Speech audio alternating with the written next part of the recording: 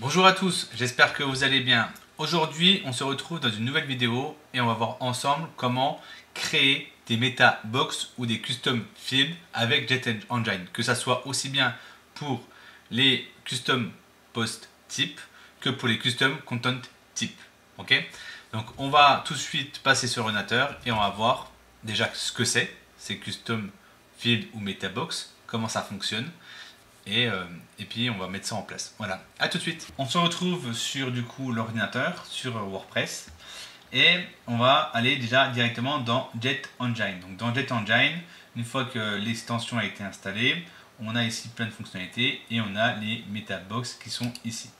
Les Metabox, donc il y a plusieurs noms Metabox, hein, mais les Metabox c'est quoi? C'est des custom fields qu'on va pouvoir créer pour créer des champs personnalisé aussi bien pour les articles que pour les pages, que pour les custom post qu'on a créés ou les CCT et même pour les fiches produits, même voilà, c'est rattaché vraiment à n'importe quoi, d'accord?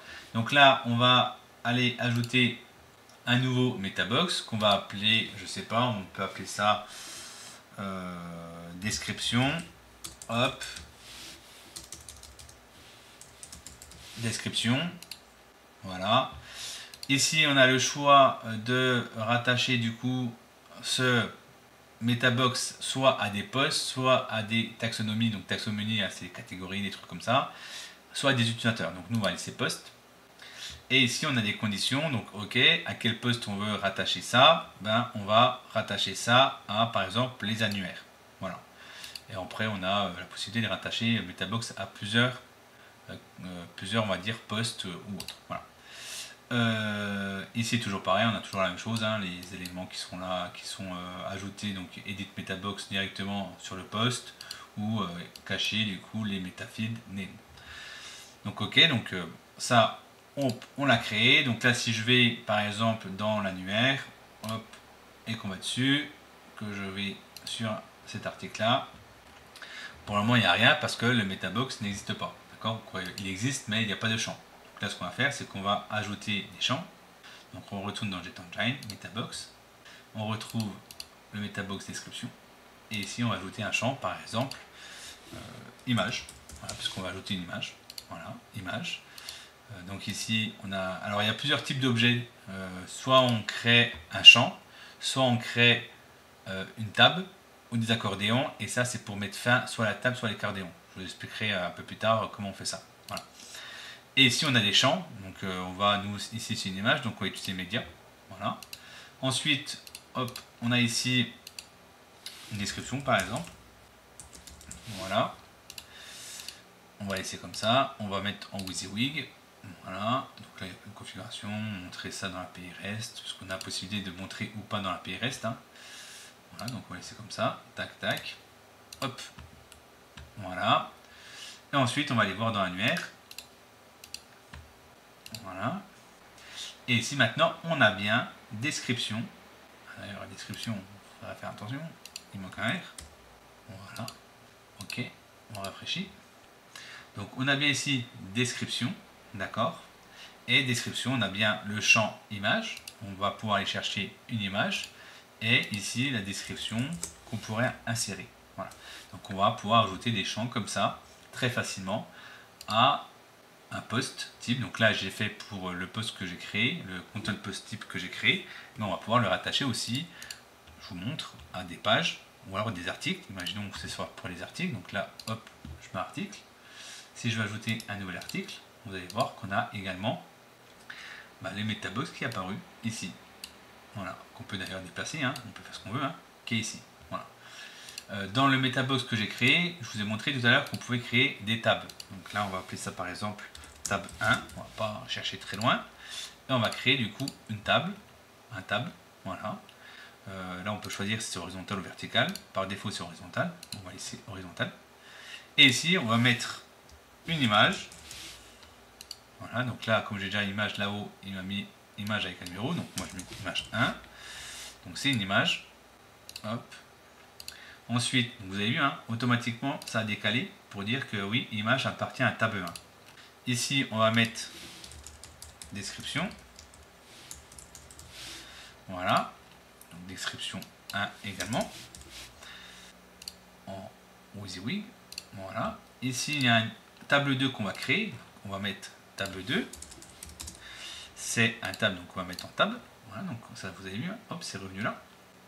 Dans table, on a également image. Donc là, c'est image 2, galerie, ou galerie ou image. Quoi, c'est pas pareil, mais j'aurais pu l'essayer en galerie. Description.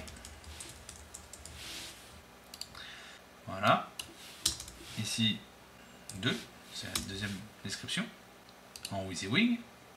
Et là, j'ai fini. Donc, c'est une table, des tables, il n'y en a que 2, et du coup, j'ai fini. Donc là, ce qu'on va faire, c'est qu'on va mettre un nom, table, fin, c'est comme ça que je note, moi.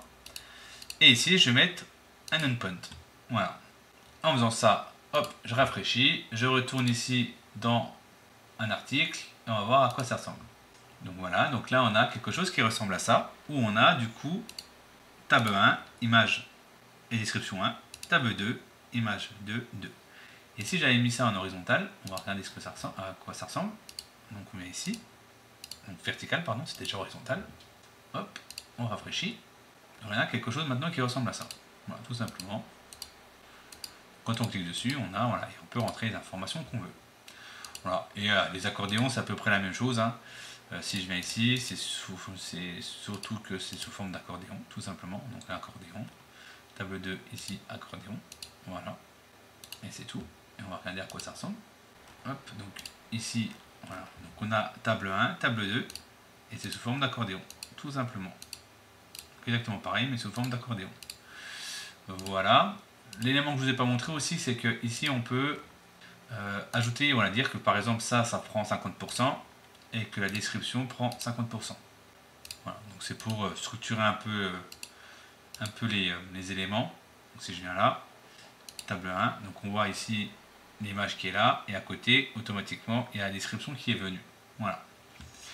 Donc les métadescriptions, on peut vraiment les mettre partout, hein, que ça soit, voilà, je vous ai montré sur les articles, mais on peut faire la même chose pour les produits. Donc voilà, c'est exactement la même chose. Il suffit juste ici là-haut d'indiquer là où on veut faire apparaître le MetaBox ou la MetaBox. Voilà. Et on peut aussi ajouter ça sur les taxonomies. Par exemple, je vais vous montrer, hein, si vous voulez ajouter ça par exemple dans une catégorie, voilà, on va aller ici créer une catégorie. Il y en a déjà une. D'ailleurs, quand on crée une catégorie ici, vous avez vu, on a la MetaBox qui est là. D'accord, donc on a créé, elle est ici. Voilà. Et on peut même aller plus loin, c'est qu'on peut définir des MetaBox uniquement pour des types de catégories. Donc là, imaginons je crée une catégorie. Alors je crois qu'on peut faire. Je vais juste vérifier puisque je vous dis peut-être des bêtises. MetaBox, voilà. Est-ce qu'il y a des conditions? Donc là ici, ajouter une nouvelle condition. Ouais. Alors non, on ne peut pas faire sur les catégories, d'accord, ou alors sur des rôles spécifiques, si tu es admin, etc. Tu peux dire, voilà, tu as accès si tu es admin, si tu n'es pas admin, tu n'as pas accès, d'accord. Mais ce qu'on peut faire, c'est dans les articles, donc si je remets ici post, qu'on laisse uniquement article, on peut ajouter ici, dire, je supprime, ajouter une condition. Je peux dire ici que on veut uniquement que le MetaBox s'affiche quand, alors, attendez, tac, voilà ici, quand la catégorie est, je vais créer une catégorie déjà parce que je n'en ai pas créé. Je vais créer une catégorie porte-clés, peu importe, voilà, hop, porte-clés, juste mettre à jour ça, rafraîchir pour prendre en compte la nouvelle catégorie. Donc là ici, porte-clés, voilà, qui est là, je mets à jour. Et si du coup dans article, donc là si je vais créer un article, vous allez voir que du coup la MetaBox n'est pas là, mais dès que je vais cocher ici porte-clés, j'ai MetaBox qui est apparu. Voilà, parce qu'elle est rattachée à l'article, mais uniquement sous certaines conditions. La condition, c'est la catégorie. Voilà. Donc on peut faire pas mal de choses. On peut créer vraiment un univers qui correspond à vraiment ce qu'on souhaite. D'accord, au niveau des champs custom. Et vous allez voir que les champs custom, quand on les crée comme ça, oui, en effet, ça ne sert pas à grand chose. Mais ce qui serait intéressant, c'est qu'on va pouvoir utiliser ces champs custom là dans des modèles de pages sur Elementor ou sur Brick ou sur un page builder tout simplement. Voilà. Et ça, on verra ça dans une prochaine vidéo. Voilà, je vous souhaite du coup une bonne journée et on se retrouve sur de prochaines vidéos. Bonne journée!